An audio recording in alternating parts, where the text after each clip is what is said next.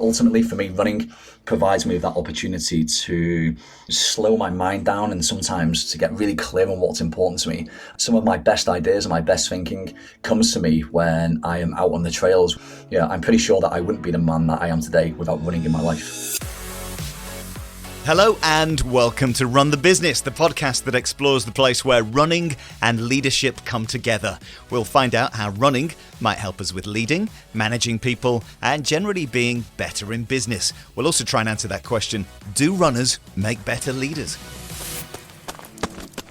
I'm Anthony Gay, and today I'm joined by a CEO who is a business coach and an author who works exclusively with professional men.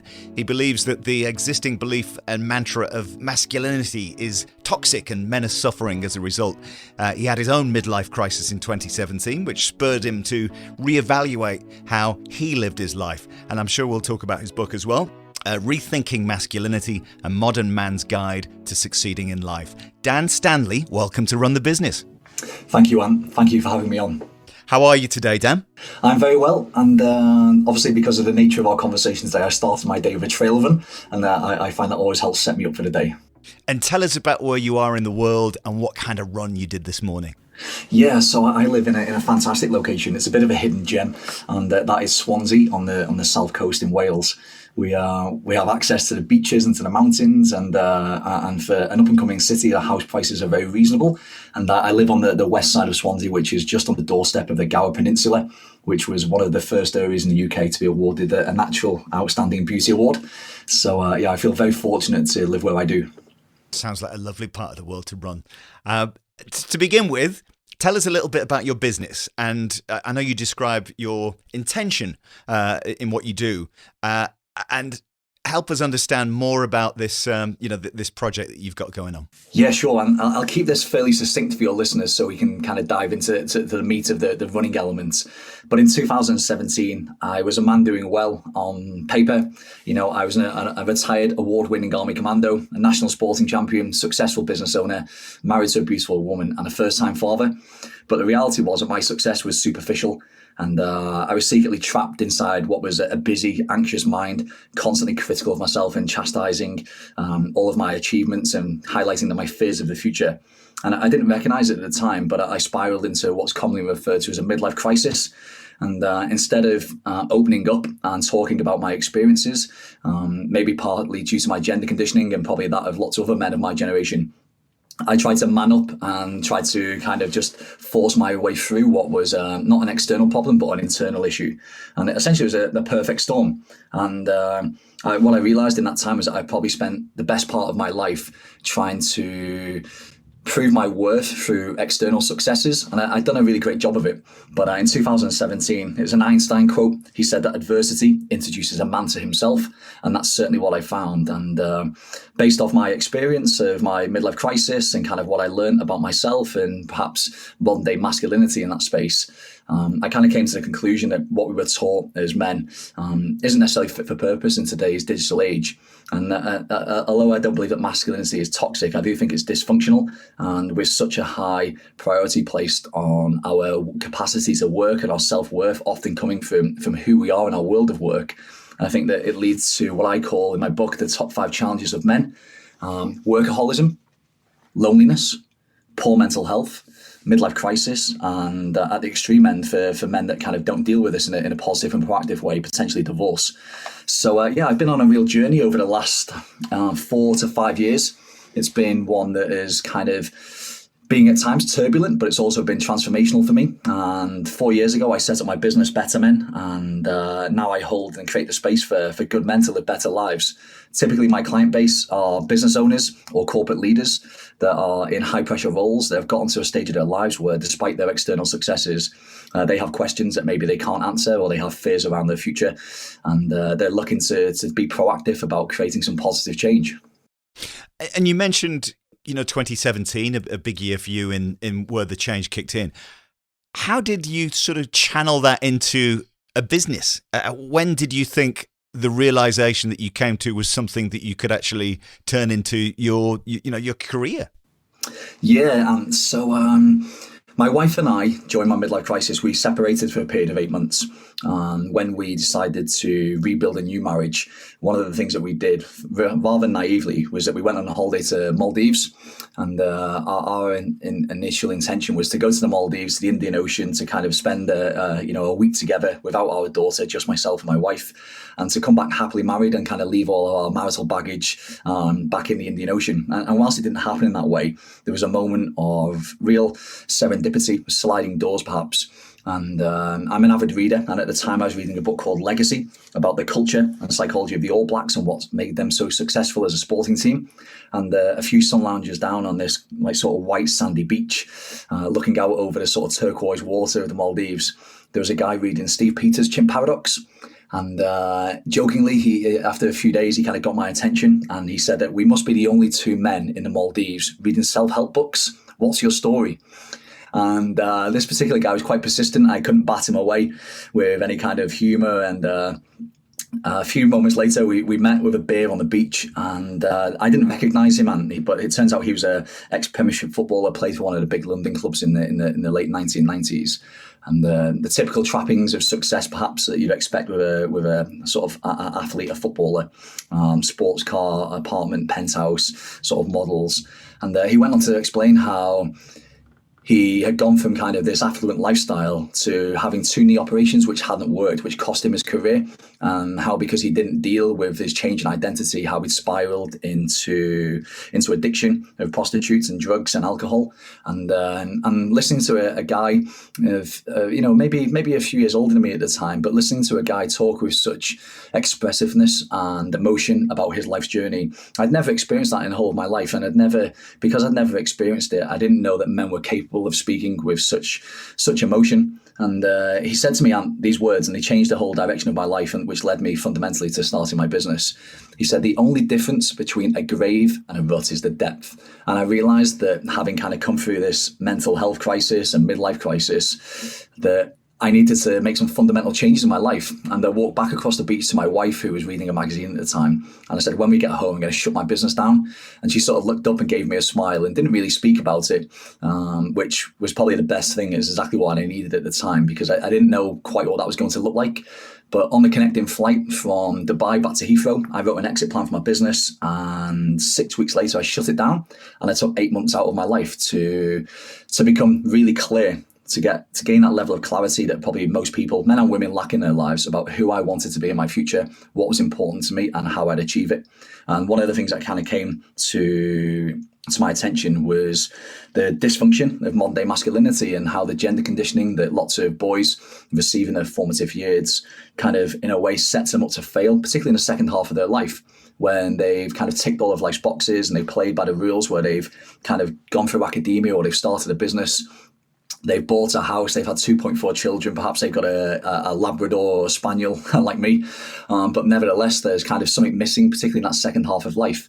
And essentially that's what I've done over the last 4 years. I've worked with over 100 men now, one-to-one. I run small group courses. I've written a book. It's went straight to the top of the Amazon bestseller charts. And outside of my coaching practice, I also run a community project called Men and Mountains, of which now there's more than 350 men from across the UK that are like-minded in the sense that they are professionally successful, either as corporate leaders or business owners, but they recognize that they give so much, and perhaps too much, of their time and their effort and their energy to their careers and their businesses, that it's important to make time and space for themselves. So we meet, we walk, and we talk, usually one Sunday a month, typically in the Brecon Beacons, but we've also been across to Yorkshire and to Snowdonia. We've been out to the Alps, and it's a really great community to be a part of. Loads of stuff there for us to dig into and talk more about. You mentioned your wife, and I kind of want to sort of just touch upon the female listeners to this podcast. What role did she play in the change? And women listening to this, what are they going to get out of the next 45 minutes?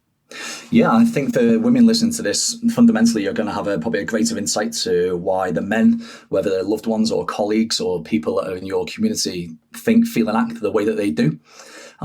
Interestingly, I've had a lot of comment from HR directors that recognise that the field in which I work in the area, and particularly the direction of the book, is particularly useful because often a lot of books or literature around men will come from either how to be successful or how to overcome kind of mental health challenges. But the reality is that there's that kind of a void in the middle where you've got guys that are, successful on paper, but maybe they're not enjoying the lives that they've built, which for a lot of men, because of maybe the shame around how do they put their hand up and talk about some of the issues they're experiencing, particularly with so many social issues now having a lot of attention, that in many cases I think a lot of men perhaps feel as though they don't have a voice. So yeah, that's the answer to maybe that side. But from my own experience, my wife Rachel, she has been somebody that enabled me to have the space that I've needed to become the man that I am today. And when I was in the midst of an identity crisis, not really knowing who I was, my wife, she was supportive, and I actually dedicated my book to my wife and my children for standing by my side, for being strong when I had no strength left. To my beautiful children, Sophia, who will be 6 in December, and Spencer, who's now 3.5, for being a catalyst for all that I am today. And when you look back on the you in 2017 and the you now, compared to where you're at, how does that make you feel? I feel fortunate that I have been one of the men that has transferred from perhaps adversity into enabled the adversity I experienced to create who I am today. I also feel immensely proud as well, and I'm not championing what was perhaps an old definition of masculinity. I'm inviting masculinity to mature. And I think that because of the way that we're taught to kind of be strong and be silent and be successful, I really feel that now with the way that the world has changed and moved on, that the blueprint, the narrative around masculinity is a narrow construct, and one that's built on foundations of sand. So I'm immensely proud that I can voice my opinions and my experiences and share the successes of my clients, both on LinkedIn and through my book and through other media, and all in the hope of encouraging other men to recognize that kind of what got them here might not get them there. And despite the successes that they have, if they're superficial, then they're never going to kind of have that feeling of fulfillment and pride that they probably feel that they lack. Because you did mention that, it can be fatal, can't it? This position that men get themselves into if they don't share where they're at, don't talk to people, don't address this. I think you yourself mentioned that suicide is such a big killer in men under 50, isn't it? It's the biggest killer. The greatest risk to a man's life between the ages of 40 and 50 is himself. And, it's a real travesty, but I think it's an outcome of the conditioning that we all experience. If you think back to kind of the societal conditioning, the kind of conditioning in school and media and parental conditioning, it kind of means that we have to fit into this narrow window of traits to be classed as a successful male.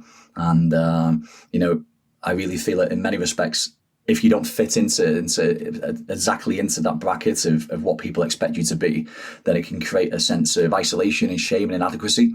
And unless there's a conversation and a place to have safe dialogue where people feel able to kind of talk and converse about their experiences that might not be the norm, in many cases, men just choose not to talk. And it's that kind of, I suppose, cliche of manning up and not opening up that in many respects costs lots of men, not just their lives through the ultimate kind of, through suicide, but in many respects it costs men their relationships with their wives and their children, in some cases their businesses too. So I want to switch gears, and I think we'll come back to this, but I want to switch gears into running and talk about how that fits into your life. This podcast is obviously all about how running might help people in business and leadership. Tell me about how running fits into your life and how it helps you be better in what you do. Running has always played a role in my life, and it's been woven through the fabric of probably the last, in many respects, 30 years. And I was always quite big for my age, so I was brought up in a northern town, so rugby league was my sport growing up. But I remember my PE teacher chucking me into a county cross-country run, and I all of a sudden I kind of finished in the top 10, which for a big rugby-playing strong lad wasn't necessarily expected, and that's kind of when I first took an interest in running. It's something that kind of gave me the space and capacity to to kind of express myself, to run with freedom and to go wherever I kind of wanted and chose to go. And then when I joined the military, in many respects, a person's fitness is decided by their ability to run across a distance of 1.5 miles in the fastest possible time. And a lot of kudos and social worth is put on people's fitness based on their ability to run. So that's kind of always been kind of in my life. And then when I moved across from the military into commando forces, kind of running was just something you did. You ran everywhere, particularly during phase of commando training. You'd be running around camp, you'd be running across sand dunes, you'd be running across Dartmoor and the Brecon Beacons, and having a natural aptitude for it definitely helped. But when I left the military, at the time, it was 2012, it was quite hard for me to accept the kind of standard that I'd been running at for pretty much over a decade. I was no longer able to achieve, and I actually took a bit of a respite from running. I didn't run for probably 2 years. I cycled and I swam instead, but running, because of modern day metrics with GPS watches and apps like Strava, I was looking at my times, and probably from an egotistical perspective, because I wasn't where I used to be, I chose just not to participate in it. And then probably about 4 years ago, a good friend of mine was training for the Marathon des Sables, and he knew that I basically managed my own diary, and I was a little bit kind of adventurous in terms of how I like to explore the kind of local landscapes. So he said, I need to run a marathon in the next couple of weeks. Do you fancy joining me? And very quickly, my brain engaged, and I kind of came up with or hatched this plan that, well, there's a bus stop outside my house. If we get on a bus and we head out to the edge of the Gower Peninsula to a place called Worm's Head or Rasilly Beach, from Rasilly back to my house is exactly 26.2 miles. And that's what we did. We got on a bus, and my friend taught me essentially how to run trails, and that removed the egoic side of running for me, because we ran the flats, we walked the uphills, and we run down the downhills, and kind of got home sort of 5.5 hours later after about 26.5 miles with a few navigation errors and about 2,500 feet elevation, and a seed was planted. I realized and rekindled that I could love running again, and over the last 4 years I haven't looked back. And the endurance that you talked about when you were in the military, how has that transferred into your sort of running in later life? And also from a business perspective, how has that helped you be the person that you are now? Yeah. One of my philosophies that I live from is that consistency beats intensity. And I think that is applicable in business, in running, and I think it probably was the military that taught me that, particularly with commando forces. They're known for being resilient and robust, and the only way you can be resilient and robust is by having consistent practices. And there's a theme of that about never getting bored of the basics. So one thing that I've always done, particularly if I'm running for long periods and endurance is a factor, is that I am particularly diligent around my hydration and my nutrition levels, because I recognize that if I don't do the things that are perhaps basic and at times boring, I know that my body will run out of energy, and essentially I'll have to slow down. That's the same for business. When I kind of stepped into a space in coaching, it's in many respects it's an unregulated industry, so it's a low bar to entry, but it's a very high bar to success. For 4 years later, to have amassed a following and people who take interest in what it is I have to say. I have made sure that I've been consistent. LinkedIn, out of interest, you get an annual report each year from LinkedIn. And in 2020, I think I posted something like 282 days out of 365. And that level of consistency, that prolific consistency, is probably what enabled me to generate enough of a profile and following to deem it as suitable to write a book. I think you've touched upon something really important there, and it's so kind of obvious, and it sounds so simple when you say it, but it's like a muscle, isn't it? That if you continue to exercise it and work it, and you get into that habit of doing that thing, it becomes who you are, and you can make something from there. So many people have said that same thing as what you've touched upon there, in that if you just do it, if you're consistent in doing it, then the success and the result will follow. It sounds like you've nailed it. Yeah, it's as simple as those three words, and I remind myself of them at least weekly. That consistency beats intensity, and when I look back across my recent successes, none of them have been overnight. It took me nearly a year to write my book, and 50,000 words essentially on paper. It's not a social media post. It's not something that's going to be forgotten about at any time soon. There's a longevity and a legacy piece around writing a book, and sitting down in my attic office where I am now recording this, recognizing that consistency beats intensity and just sticking to my plan really helped me move things forward. And one of the things that running has definitely taught me, probably because of my mindset in the way that I was perhaps I conditioned myself to be. I was very much all or nothing. I was either all into everything I was doing, I was all out. And now something that definitely helps me, and I hope helps your listeners, is to have an attitude of all or something. And I applied that to writing my book, and now I apply it to running. As an example, my wife this morning, she was having to leave the house at 7 a.m. to go to London. And so that meant I only really had about 40 minutes to run this morning. But in the spirit of all or something, I put my head torch on, I got my earphones in, and off I went with my trail shoes on for a muddy and wet run across some of the trails in the woods at the back of the house and up onto the Gower Common. And if I hadn't done that this morning, then I probably wouldn't feel as energized and in such an energetic state as I am now. Absolutely. I did the same thing this morning as well. Head torch in winter, it's the only way to go, isn't it, early in the morning? Yeah. Are there any specific examples that you can think of when a run or running has taught you a lesson or has given you something that you've then transferred into your work? Yes, and 2021, it was a crisp winter afternoon, and my daughter at the time, she was 4. She was just learning to ride her bike, and myself and my family, this is all COVID allowed. We met on the waterfront in Swansea, and my father-in-law was teaching my daughter to kind of cycle her bike without the stabilizers on, and she's got a real athletic aptitude, and she picked it up very quickly. But about half an hour later, after my father-in-law kind of cycling around the beachfront in Swansea, on his way home, he had a heart attack, and despite everyone's best efforts, paramedics and the air ambulance, no one could bring him back. And in that moment, the whole trajectory of our family and our lives changed. He was a man that we loved, and I recognized very quickly, because of my empathy and my need to support my family, that I was going to get pulled into everybody else's lives. And, not without wanting to sound callous, I recognized that if I was trying to be everything to everybody else, then the chances are that I would neglect myself. So after a few weeks of supporting my mother-in-law and my family and kind of being consistent in my business practice and providing the space for my clients, I realized that I needed something for myself. And it had to be significant, otherwise it wouldn't get my interest. So I signed up for the Beacons Way 100, which is an ultra run.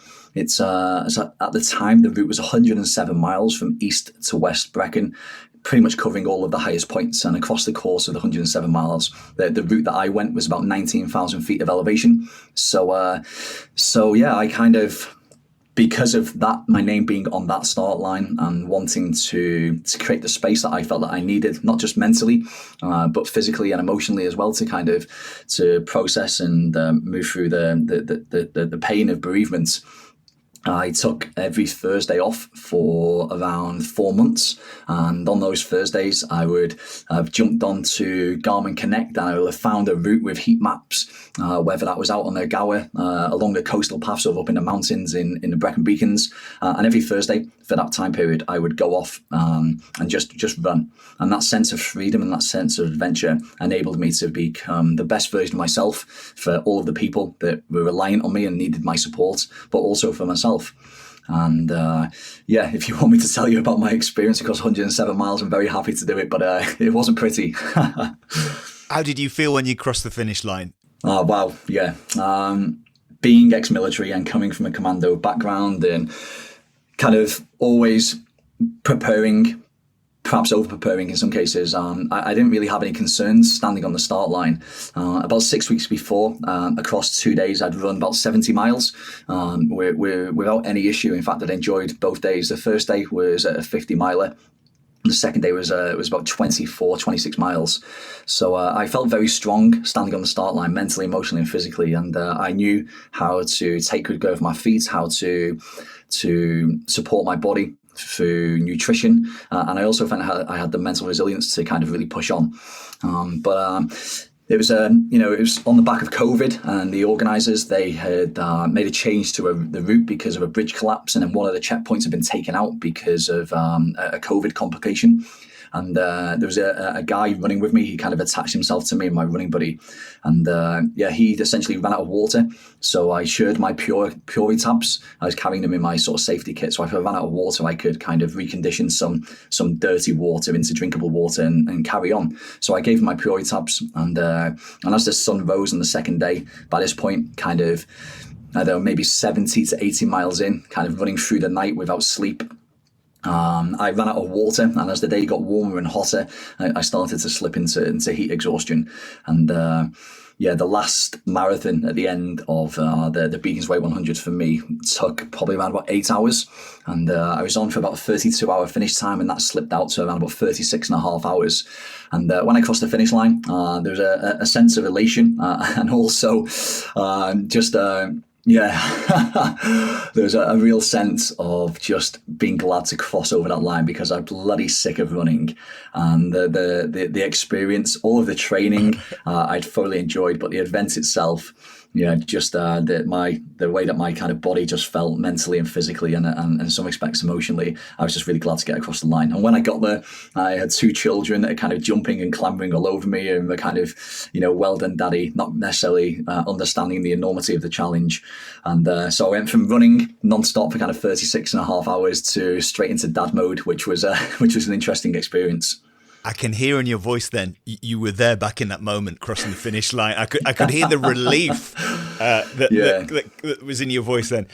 And something that we talk about on this podcast is reflecting on achievements and reflecting on adversity and when things don't go quite right, whether that's in running or in business. What's your process for, as I say, reflecting, getting feedback from your experiences? How do you kind of analyze that and then use it to be better going forward? What's your approach? Yeah, I truly believe, Ant, that the most important story in the world is our own, and the narrative that we have both in the moment and after an experience really dictates the way that we feel about what we've experienced, and also at the same time, kind of the way that we then explain that to others. And if we don't come at that from a positive perspective, in many cases, we don't get the opportunity to learn the lessons that we've perhaps encountered. And relating back to the Beacons Way 100, kind of, 86 miles in, I know exactly where it was. It was on the side of a place called Clynna van Varg, across in the Brecon Beacons, which is a beautiful area. The sun was rising at about 4 o'clock in the morning, and I had tears running down my face. And they were a combination of tears of pain, but also of relief, because having been through what I would describe as a mental health crisis, I perhaps subconsciously doubted my resilience. And in that moment, I recognized on the side of that mountain, with the sun rising behind me and the tears running down my cheeks, that no matter what came up again in my life, I would never consider, never question my resilience. And I always knew that if it was important to me, then I would get the job done. And kind of being able to reflect on that as a moment. Some people, perhaps from an old version of masculinity, might see, someone talking about having cheeks running down and tears running down their cheeks, and the emotiveness of what is I'm sharing here. They might see that as weakness, but for me, it's true strength to be able to connect to yourself, perhaps emotionally and spiritually, and to understand that we are who we tell ourselves that we are. And if we don't learn from our experiences, then it's a Muhammad Ali quote. He said, it's the man that sees the world the same as 50 as he did at 20 has wasted 30 years of his life. And I'm really grateful for my ability to reflect. And it's actually something I do every week. At some point across a Saturday or a Sunday, my wife is very tolerant and she understands that it's important to me. I sit down and I take myself through a reflection exercise, and it's something that I share with all my clients. And you mentioned then, in terms of something you rigidly do and structure to your days, to your weeks. Am I right in thinking you have routines that you repeat each week, like tech-free days, where you quite rigidly make sure there's no technology in the house or for an evening? And tell me a little bit about that and how important it is for you to have those moments away from technology and moments with yourself. Yeah, coming from a military background, I used to place a high value on structure and discipline. But what I recognized was actually the rigidity of the way that I had constructed my life actually meant that I didn't have any scope to be flexible. And when the pressures of life are kind of pushing against you, whether that's from a business perspective or a personal perspective, if there's no flexibility, something's going to break, and inevitably it's ourselves. So now, yeah, I have some structure around the way that I live my life, but there's definitely a degree of flexibility to that. And yeah, we have typically myself and my wife will have tech-free Tuesdays. So on a Tuesday evening, we will choose not to put any tech on in the house, whether that's phones or televisions. We will usually have a hot tub point at some point between Thursday and a Sunday. And with the children now, because of their ages, when we pick them up from school on Friday afternoon, we have fun Fridays. So the reason that those points are in mine and my wife's lives is that because we're both business owners, there's definitely a temptation to fill our time with things that come from a business interest, which are often urgent but not necessarily important in the scope of our lives and who we want to be as we live. So yeah, there's definitely a degree of structure, but also there's an element of flexibility to that. And I really believe that for me, that's where running has a key part in my life now. When I run in the mornings, it's my morning routine. It's not one of these things that you'd see on social media where you have to take a cold shower and do breath work and journal and something's going to take you 2 hours. It's highly practical in that, I will get out of bed in the morning, usually around 5:15 to 5:30. I'm quite partial to a cold coffee. So the night before I'll put a coffee in the fridge. I'll have a quick coffee, and some mornings I'll run with headphones. Some mornings I won't. Some mornings I have a chap that joins me, and he's somebody that can't necessarily afford to work with me as a client basis, but I mentor him, and he's a runner as well. So we'll go off and we'll explore the trails together and have real meaningful conversations. But ultimately, for me, running provides me with that opportunity to slow my mind down and sometimes to get really clear on what's important to me. And the phrase I attribute to this, Ant, is defocused attention. Some of my best ideas and my best thinking comes to me when I am out on the trails, when I'm kind of in the, I suppose it's a slightly platitudinal statement, but when I'm in flow, when I'm just kind of dancing across the puddles or avoiding those kind of ankle snapping tree branches that crisscross the tracks, running up a hill or down a sandbank. Yeah, being in that state for me is often when I do my best thinking. And I'm pretty sure that I wouldn't be the man that I am today without running in my life. Dan, you obviously inspire a lot of people through your work and through what you're doing. Who inspires you? Who inspires you in business and leadership? Great question. My wife. Yeah, she failed academically at college, and when her friends went off to university, she set up her own business. And at the time I was in the military and I was kind of pushing on and kind of throw myself into everything that enabled me to be promoted ahead of my peers. And at the same time, my wife was growing her business. And between the two of us, people will flippantly joke saying we're a power couple. But I think what we are is a couple that have a real deep sense of connection and understanding about what's important to each other.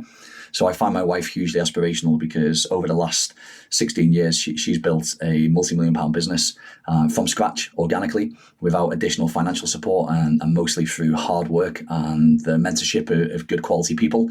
So my wife's definitely an inspiration.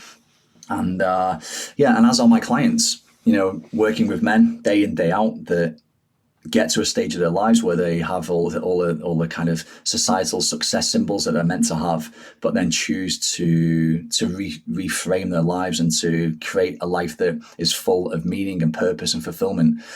I find all of my clients hugely inspirational, and it's a bit of a flippant comment perhaps, but there's a Buddhist phrase that the teacher learns the most. And in some respects, I'm holding the space for these men to make sense of their lives. But in the process, I'm also learning about mine. And I'm very clear about who I am and who I will become in my future and how I will bridge the gap between where I am now and where I want to be in 5, 10, 15, 20 years' time. Is there somebody in running that inspires you? Is there a figure that has pushed you to do more in running? Is that a thing for you? Not necessarily in running, but when I did kind of step into trail running, I'd found myself kind of watching lots of YouTube of trail runners and sort of Kilian Jornet and people doing backyard ultras and all these kind of crazy challenges. And I found it hugely inspirational that people were choosing to take part in events that were going to challenge them to, in many cases, beyond their limits. And Yeah, I went to listen actually to Ben Fogle speak, and his adventures. He's done exceptional things in his life, and something that Ben said really helped me change my relationship with fitness and perhaps have a better, healthier relationship with fitness. Because for a lot of my life, I'd used fitness as a way to gain external validation, whether that be kind of running or cycling. A cycling event, just to put things into context, I don't think it's never been done, and I don't think it will be again in the future. But myself and a team of cyclists, I was the road captain. We cycled from Cardiff to London to Edinburgh to Belfast to Dublin and back to Cardiff in 6 days. It was around the capital cities of the UK and Ireland. And so that was kind of the level that I was operating at. When I started rowing, albeit indoor, it was off the back of an Achilles injury. And my physio at the time said, you can either swim and not kick, or you can row and keep your feet planted. So straight away, I bought myself a Concept 2 row machine, and I invested in a coach. And off I went to a point of getting to a 2K time of, I think my PB was something like 6 minutes and 6 seconds, which is exceptionally fast. But Ben Fogle on the stage in the Grand Theatre at Swansea, he spoke about how he had capsized in the middle of the Atlantic Ocean whilst rowing with James Cracknell, and in the sort of like waves the size of houses and the darkness and the roar of the ocean, he was looking to hit the Mayday button, which would mean at some point they would perhaps get rescued. And over the roar of the ocean, he heard Cracknell shouting and screaming, saying, "Don't you press that effing button!" And he realised in that moment, Ben Fogle did, that he wasn't a true competitor in that sense of the word. And he spoke about how becoming a father and that experience combined enabled him to go from a place of needing to complete events for perhaps self-worth and external validation to wanting to complete them for his own life's journey and his own pride. And that's very much now how I look at that kind of any physical events that I stand on the start line for. It's not necessarily about trying to win or trying to compete. It's very much about the experience, including the training beforehand. You touched a little bit on your book at the beginning, Rethinking Masculinity, A Modern Man's Guide to Succeeding in Life, and mentioned some of the themes that are in the book. Talking is something that is so important, isn't it? And running and the running community is it's an interesting place, because everybody who runs in races and events and things, it always talks about this sort of spirit and the community vibe that you get at these running events. Business isn't always like that in terms of people being open and saying how they're feeling and what they think about what's going on in the business. So how do you approach that through the book and through the work with the leaders and the people that you work with? How do you encourage people to open up and talk more? What are the secrets for that?